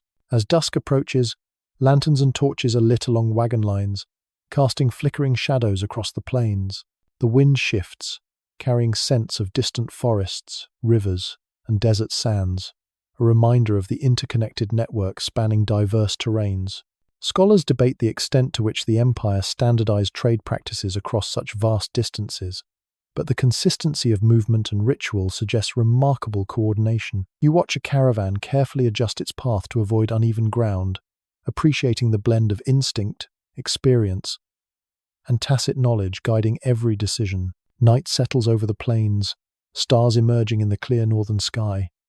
Fires burn at small camps, smoke curling upward as traders prepare for the next day's journey. You pause to listen to the quiet hum of activity, the soft stamping of hooves, the murmur of conversations, and the occasional creak of cartwheels. Fringe accounts suggest that nocturnal travel was sometimes preferred for high-value goods, allowing caravans to evade bandits and maintain secrecy, a quiet dance of risk and reward. You breathe deeply, feeling the vast plains stretch endlessly around you, yet aware of the invisible threads connecting each node of trade to mountains, forests, rivers, and deserts. Finally, you rest atop a small rise, watching lanterns dot the horizon like fireflies. The northern plains are alive with quiet movement, a testament to endurance, coordination, and ingenuity. Trade is more than transactions. It is a living network, subtly orchestrated, resilient, and enduring, spanning the empire's diverse landscapes and connecting people, goods, and ideas in a pulse that flows endlessly across Tartaria. You feel the rhythm beneath your feet, a heartbeat of commerce that ties the past and present together seamlessly. You trudge into Tartarian river deltas, where water snakes lazily through wetlands, and the air is thick with humidity, reeds, and the faint tang of mud. Small boats glide along narrow channels, their hulls laden with rice, fruits, ceramics, and precious textiles.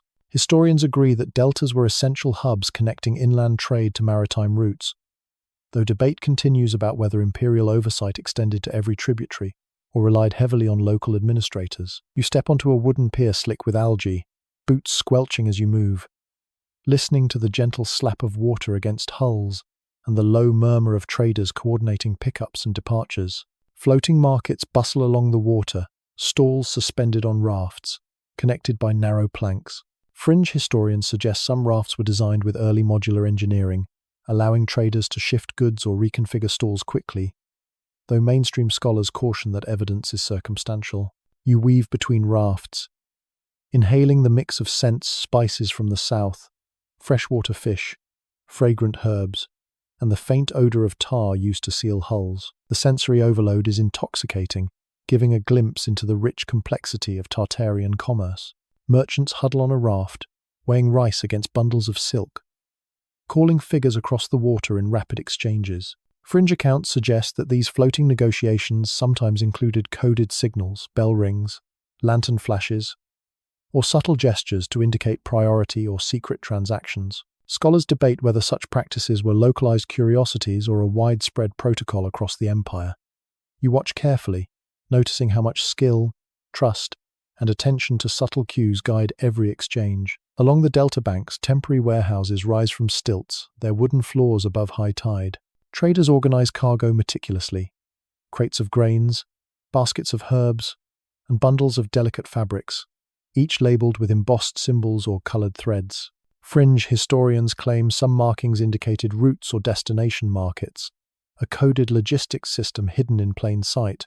You run your fingers over a small symbol, imagining the centuries of human ingenuity that ensured cargo moved efficiently despite floods, tides, and storms.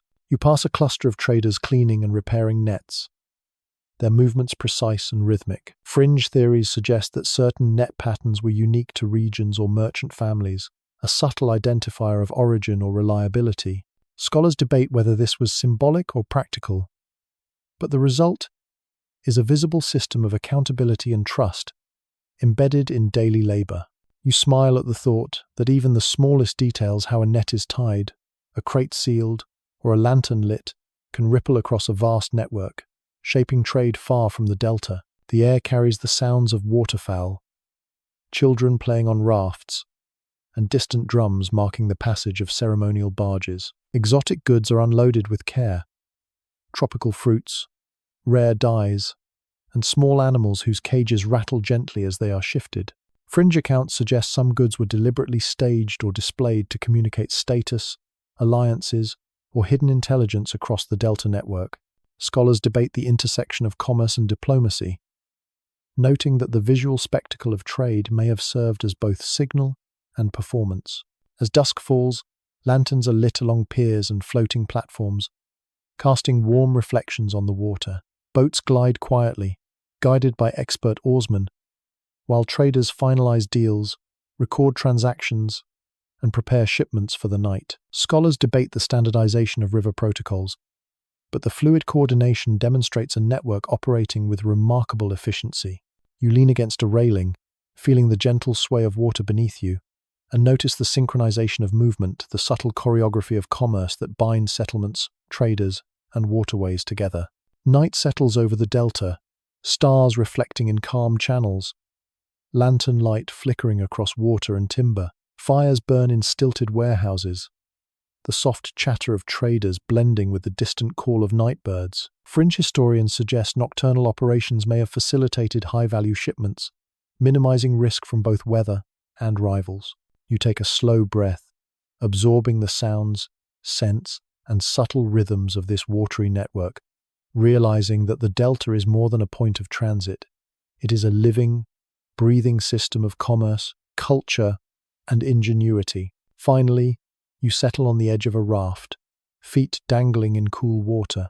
You watch the lantern-lit flotilla drift into the night, cargo and traders moving in silent precision. The delta embodies the empire's ability to adapt, innovate, and connect diverse regions through both tangible goods and the invisible flow of knowledge, trust, and culture. Here, the pulse of Tartaria is tangible, flowing steadily through waterways that link inland settlements to distant shores, each movement a thread in a seamless, enduring network. You trudge into Tartarian desert oases, where the air is dry but fragrant with date palms, flowering shrubs, and the faint aroma of camel sweat mixed with spices. The shimmering heat creates mirages, bending the sun and sand into illusions that play tricks on your eyes. Merchants move with purpose, guiding camels laden with silks, grains, and rare minerals toward wells and shaded market stalls. Historians note that these oases were lifelines in arid trade networks, yet debates linger on whether they were strictly imperial waypoints or semi-autonomous hubs maintained by local clans. You step carefully on the cracked earth, boots crunching as water glimmers in pools surrounded by palms, a fragile oasis sustaining both commerce and life. Traders negotiate deals beneath the shade of tents, the flicker of lanterns illuminating woven rugs, ceramic vessels, and jars of fragrant oils. Fringe accounts suggest that some oases served as secret intelligence hubs, where news of distant markets, rival merchants, or political changes was discreetly exchanged alongside goods. Scholars debate how extensive these networks were, but the combination of commerce and information is palpable. You watch a merchant weigh spices against silver, the air thick with heat, dust, and the smell of incense burned to ward off pests and perhaps bad luck. A camel caravan arrives, kicking up golden clouds of sand as handlers expertly guide the animals. Fringe theorists argue that some oases incorporated subtle engineering channels to direct scarce water, shaded paths to protect fragile cargo, or signaling systems using reflective surfaces or firelight to guide arriving caravans. Scholars debate the sophistication of these adaptations, yet their presence demonstrates practical ingenuity in an unforgiving environment. You step aside to avoid the animals, feeling the fine sand sift through your boots and the pulse of commerce moving steadily past. Children run barefoot between tents, chasing small goats or playing near water channels. You notice traders arranging bundles of dates and herbs in particular patterns. Fringe accounts suggest that these patterns functioned as coded communications identifying quality, origin, or intended recipients in ways that outsiders would not recognize. Scholars argue whether such markings were universal or localized, but the interplay of secrecy, trust, and strategy is evident. You crouch to examine the carefully stacked bundles, appreciating how subtlety enhances the efficiency of trade. Nearby, artisans work quietly under the shade of palm fronds, carving decorative boxes or crafting textiles for distant markets. Fringe historians propose that some artisan goods doubled as currency or status symbols, carrying value beyond the purely material. Scholars debate whether these items were standard trade goods or luxury exceptions. Yet the meticulous craftsmanship is undeniable. You run your fingers along a box's intricate carvings, feeling the human ingenuity embedded in every detail. The sun dips toward the horizon, casting long shadows across the oasis and turning the sand into molten gold. Traders signal each other with hand gestures, flags, and low calls, coordinating the arrival and departure of caravans. Scholars debate whether such coordination relied on codified systems or ad hoc conventions, but the result is an impressively smooth flow of goods, animals, and information. Fringe accounts suggest that subtle signals also indicated danger sandstorms, bandit movements, or rival merchant arrivals, integrating security with logistics in an almost seamless ballet. Night falls, and the oasis glows under lanterns and fires. The gentle murmur of conversation blends with the soft sigh of wind through palm fronds. You notice that even in darkness, the rhythm of commerce persists. Traders tally inventories, care for animals, and adjust loads for the next day. Fringe historians suggest that some nocturnal activity facilitated high-value shipments with reduced risk. A quiet choreography, unseen by most. Scholars debate the prevalence of such practices, but the pulse of trade is palpable. Finally, you sit on a low wall of packed earth, toes brushing warm sand as stars twinkle overhead. Camels rest in small enclosures, traders lounge near lanterns, and the distant sound of water flowing from channels adds a soft, persistent rhythm. The oasis embodies survival, ingenuity, and connection, a hub where knowledge, goods, and culture converge, allowing the desert to become a conduit rather than a barrier. You watch lanterns flicker across sand and water, realizing that even in isolation, Tartaria's pulse continues, subtle but unbroken, threading across dunes, mountains, rivers, and forests alike. You trudge into Tartarian mountain plateaus where the air is thin and crisp, carrying the scent of wild herbs, pine resin, and cold stone. The terrain is rugged, with jagged cliffs and hidden valleys where traders move cautiously, guiding pack animals and wheeled carts over rocky passes. Historians recognize these plateaus as critical connectors between interior settlements and distant highland markets, though debate persists over whether imperial authorities actively managed every route or relied on local knowledge and guild oversight. You step carefully over loose rocks, feeling the uneven earth beneath your boots, aware that every movement requires precision and patience. Along narrow trails, you notice stacks of stones and carved symbols marking safe passages or warning of unstable ledges. Fringe theorists suggest these markers formed a sophisticated communication system, guiding traders while concealing sensitive information from outsiders. Scholars debate their uniformity, but the purpose is clear: survival and efficiency in a harsh, isolated landscape. You run a hand along a rough stone, imagining the generations of travelers who relied on these subtle guides to navigate treacherous terrain. A caravan pauses at a sheltered alcove, unloading crates of medicinal herbs, rare metals, and woven textiles. Fringe accounts propose that certain herbs were arranged not just for storage but to communicate origin, quality, or intended recipient, creating a layered system of trade signaling. Scholars debate whether these practices were widespread or experimental, but the interplay of utility and secrecy is fascinating. You inhale the earthy aroma of crushed herbs, feeling the delicate balance between commerce and ingenuity that allows goods to survive such harsh conditions. The air hums with the quiet rhythm of labor, pack animals shifting weight, carts creaking over stone, and traders exchanging low voices and subtle gestures. Fringe historians claim that some mountain settlements functioned as clandestine intelligence hubs, where merchants shared news of political shifts, rival trade movements, or resource availability. Scholars debate the extent to which this constituted organized surveillance versus informal gossip, but the effect on trade flow is undeniable. You note the precision and care with which crates are handled, understanding that knowledge, like goods, must travel safely. Higher up, narrow ledges reveal glimpses of distant valleys and rivers snaking below. You watch as a trader secures crates with ropes and counterweights, marveling at the early engineering solutions devised to stabilize cargo on uneven ground.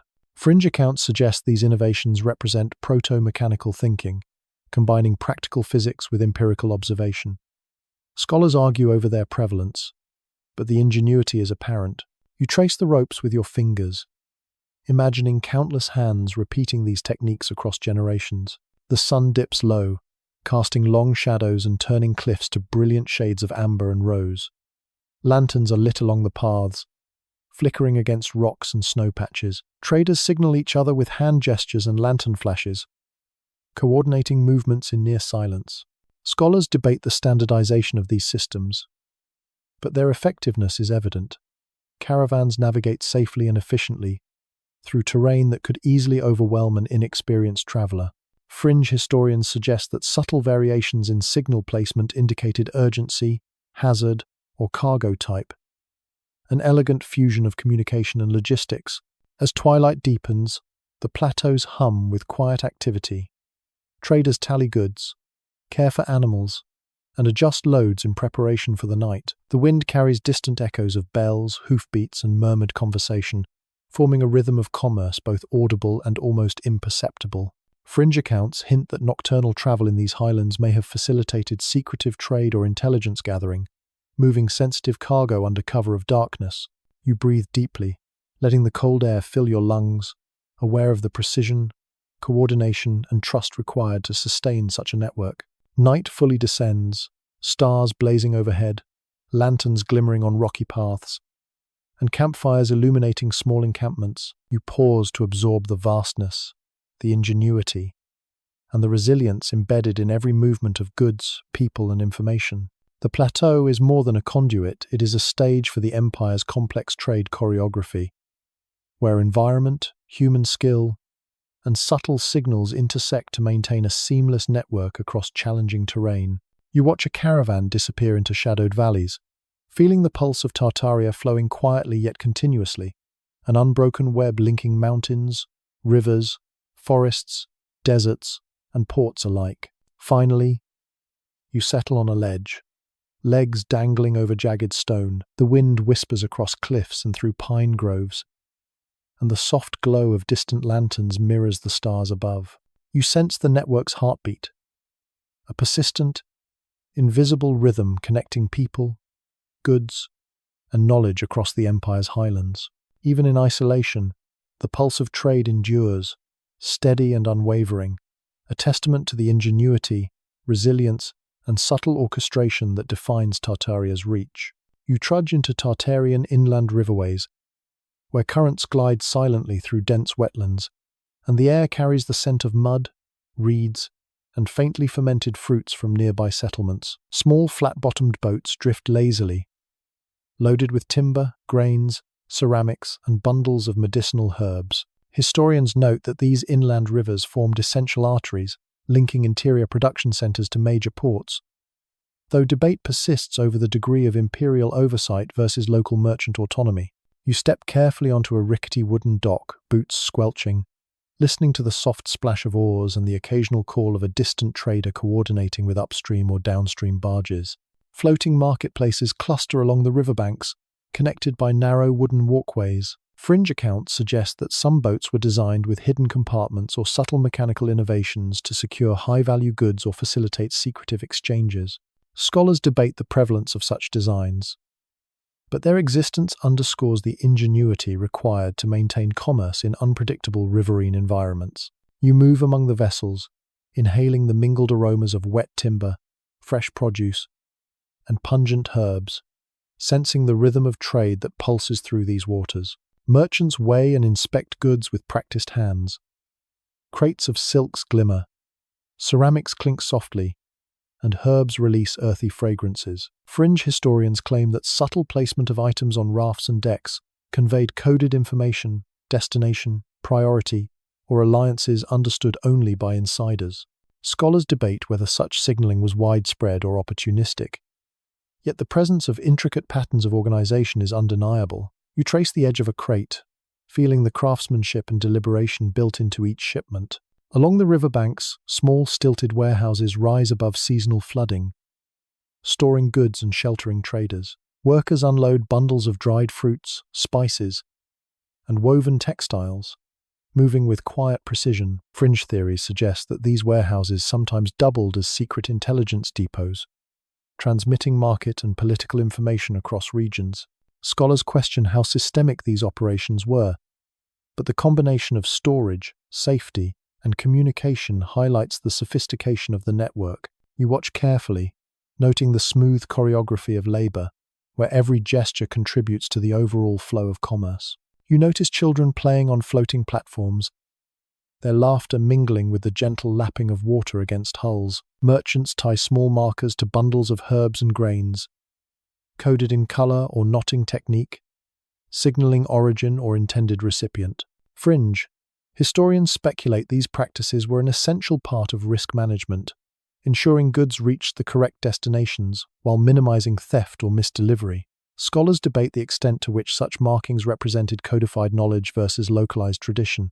You lean closer, appreciating the subtle intelligence embedded in everyday trade practices. As the sun lowers, casting golden reflections across the rippling water, lanterns flicker along docks and rafts. Traders signal each other with subtle gestures, flags, and light, coordinating arrivals and departures with remarkable efficiency. Scholars debate the extent of standardized communication systems, but their effectiveness is evident in the seamless flow of goods.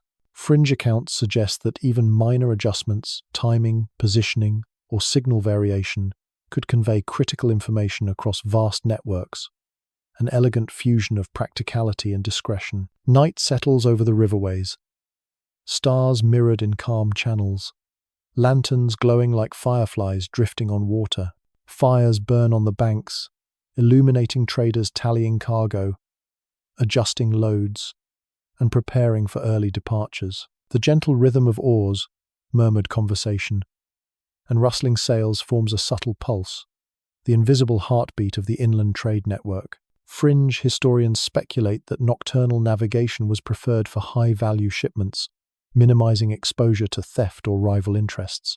You breathe deeply, absorbing the sensory tapestry of water, wood, and human diligence, feeling the steady rhythm of commerce extending across miles of rivers and connecting countless nodes. Finally, you settle on the bank, toes dangling in cool, murky water.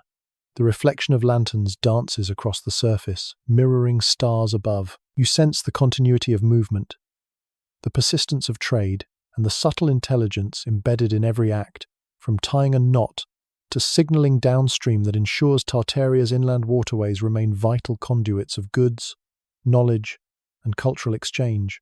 The empire's pulse flows steadily, resilient and unbroken, threading mountains, forests, deserts, deltas, and ports into a seamless, interconnected network.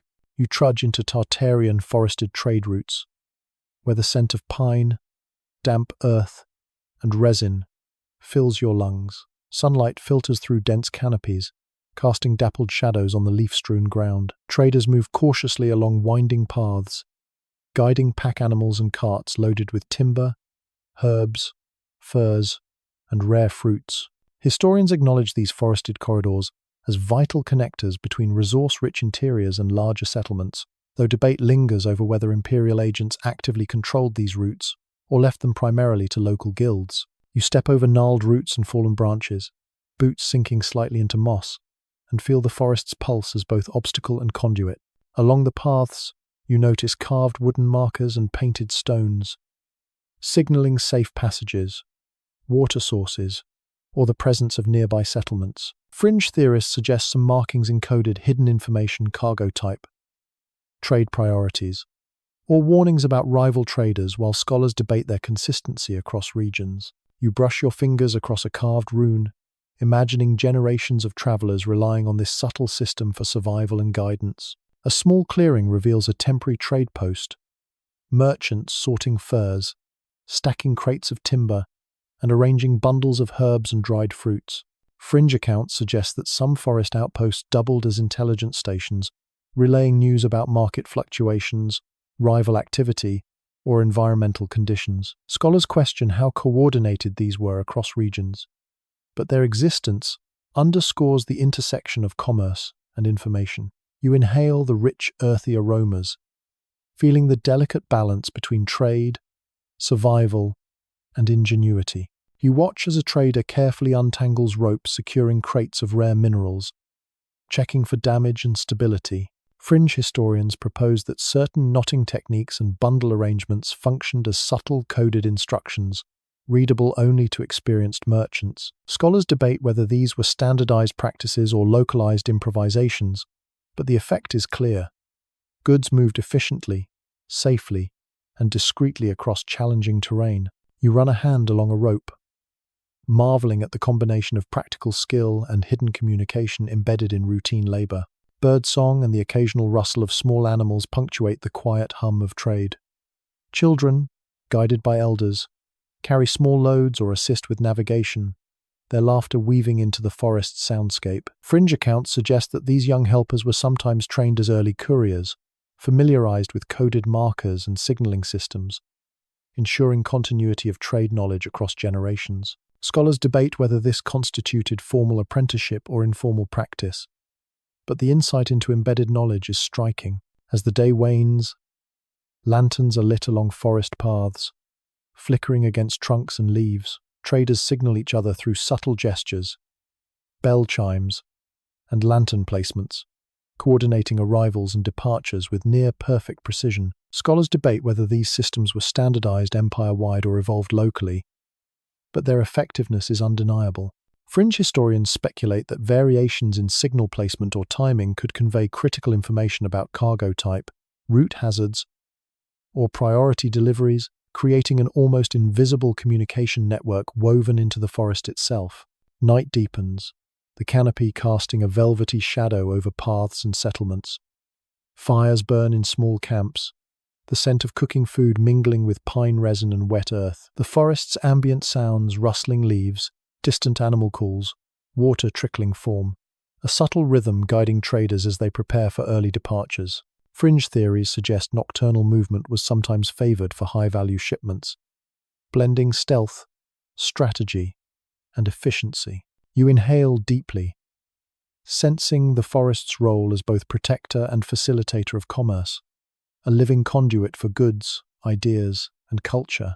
Finally, you find a quiet glade, settling onto a moss-covered rock. The glow of lanterns in distant outposts mirrors stars overhead, creating a sense of continuity across land, water, and sky. The forest embodies resilience, ingenuity, and subtle orchestration, a vital thread in Tartaria's expansive trade network, where every path, marking, and signal contributes to the seamless movement of goods, knowledge, and influence.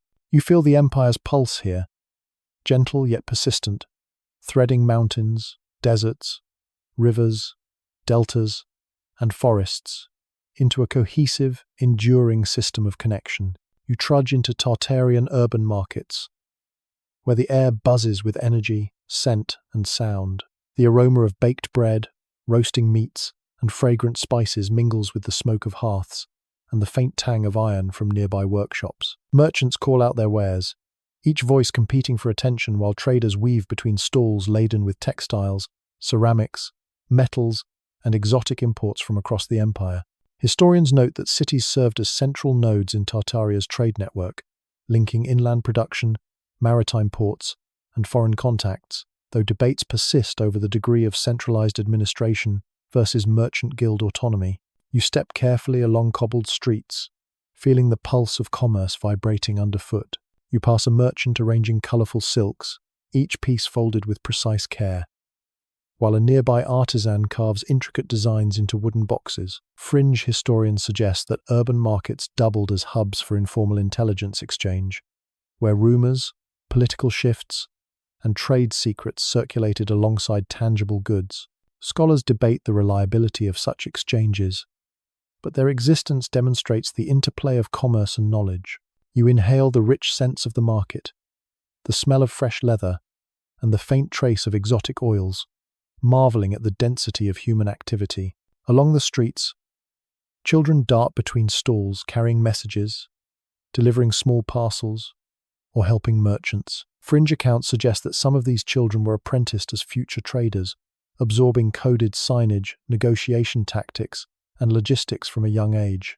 Scholars debate whether this was formalized training or informal observation, but the continuity of knowledge across generations is evident. You crouch to watch a child expertly balance a bundle on their head, navigating the crowded street with ease. Traders haggle vigorously over prices, using subtle gestures and vocal inflections to communicate urgency or intention. Fringe historians propose that certain arrangements of goods or placement of markers indicated alliances, rivalries, or secret agreements, adding a layer of coded communication atop visible trade. Scholars argue about how standardized these codes were, but their presence illustrates the sophistication of urban commerce. You pause by a stack of spices, noticing tiny colored markers tucked between sacks, a quiet signal amid the vibrant chaos. The city hums with the rhythm of daily life, carts clattering over stone, the low murmur of negotiations, the clang of a distant forge, and the occasional laughter or shout. Fringe accounts suggest that urban spaces were sometimes designed with acoustics and sightlines in mind, allowing merchants and guilds to coordinate and monitor trade subtly. Scholars debate the intentionality of these designs, but their effectiveness in maintaining order and flow is apparent. You trace your gaze along streets lined with arches and overhanging balconies, sensing the careful choreography of movement. As twilight falls, lanterns are lit across the market, casting warm, flickering light on goods and traders alike. Merchants signal each other through subtle lantern positions, hand gestures, or even the orientation of stacked crates, coordinating the transfer of cargo to carts, warehouses, or awaiting ships. Scholars debate the universality of these signals, but the fluidity of operations demonstrates remarkable organization. Fringe historians note that such nocturnal coordination often coincided with the movement of high-value items, balancing risk and efficiency. You watch a wagon glide smoothly along the street, guided by lantern signals and experienced drivers, a miniature ballet of commerce.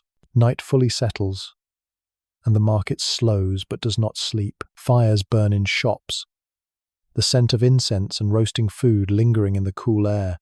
You hear the soft rustle of fabric, the clink of metal, and the distant murmur of conversations continuing behind closed doors. Fringe accounts suggest that certain nighttime rituals, lighting patterns, the arrangement of goods, or ceremonial actions may have functioned as subtle communication or status indicators within the urban trade network. Scholars debate their prevalence, but the layered complexity of the city is undeniable. Finally, you find a quiet rooftop overlooking the market, toes brushing cool tiles, lanterns casting soft reflections across cobbled streets below. The urban heart of Tartaria pulses with commerce, culture, and strategy, connecting inland regions, ports, mountains, rivers, and forests into a coherent network.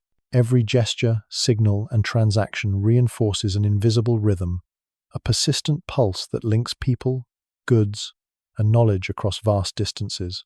You sense the city's heartbeat as an extension of the empire itself, dynamic, intricate, and enduring, sustaining the web of Tartarian trade that stretches from desert sands to snow-capped peaks and sunlit deltas.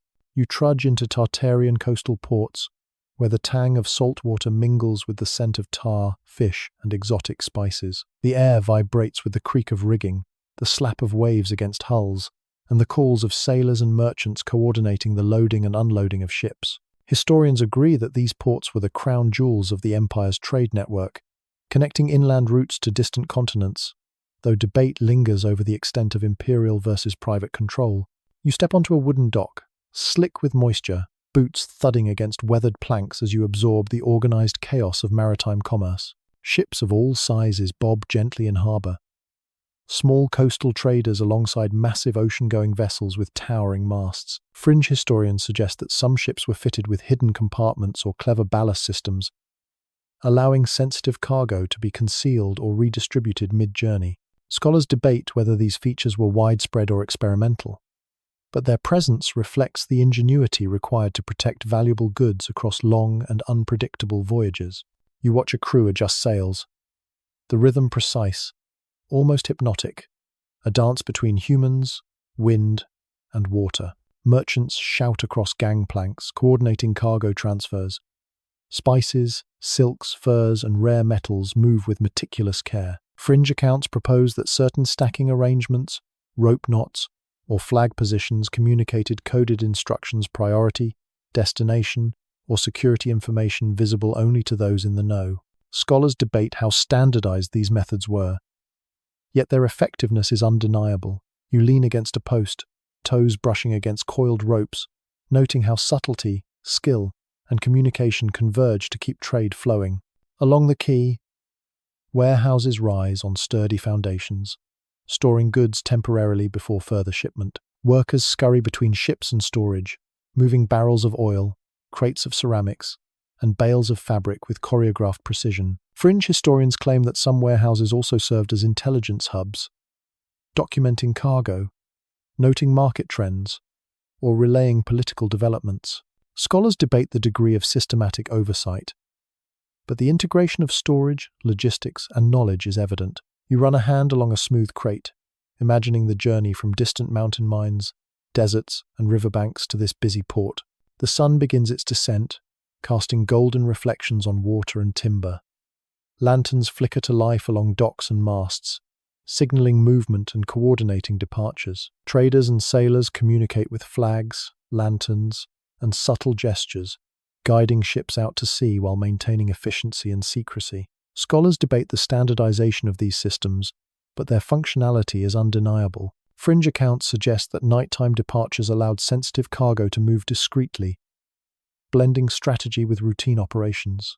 You watch a ship glide silently into the harbor entrance, a ballet of precision and trust.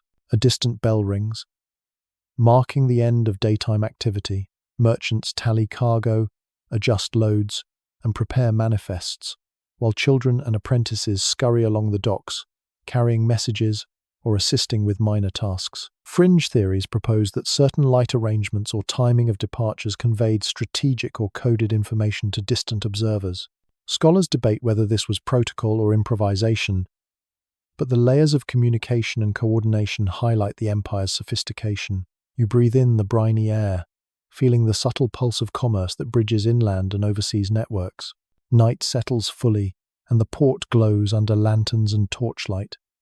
Ships sway gently, ropes creak, and the distant splash of oars punctuates the calm. Traders discuss arrivals, departures, and cargo with quiet authority, while fires flicker in warehouses and taverns along the quay. Fringe accounts suggest that secret nocturnal shipments were sometimes coordinated to avoid piracy, rival empires, or unsanctioned observation, a delicate interplay of risk, strategy, and ingenuity. You pause, absorbing the sensory symphony of water, wood, and human activity, appreciating the invisible rhythms sustaining the empire's reach. Finally, you find a quiet vantage point atop a dock tower, toes brushing the worn wood as lanterns reflect on dark water. The coastal port embodies the empire's genius, a nexus connecting mountains, deserts, rivers, forests, and urban centers into a vast, seamless trade network. Every gesture, signal, and careful movement reinforces a persistent, invisible pulse linking people, goods, and knowledge across continents. You sense the empire's heartbeat here, enduring, intricate, and unstoppable, a testament to human ingenuity and the subtle orchestration that allowed Tartaria's influence to flow quietly yet relentlessly across the globe.